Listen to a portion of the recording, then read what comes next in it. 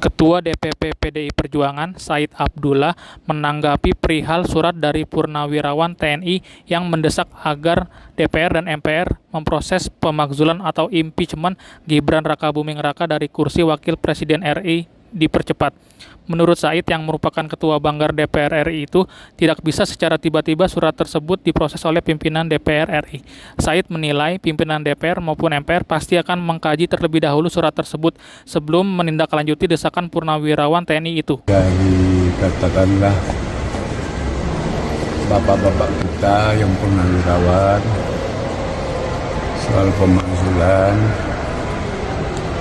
tentu DPR sebagaimana yang disampaikan sudah menerima surat tersebut.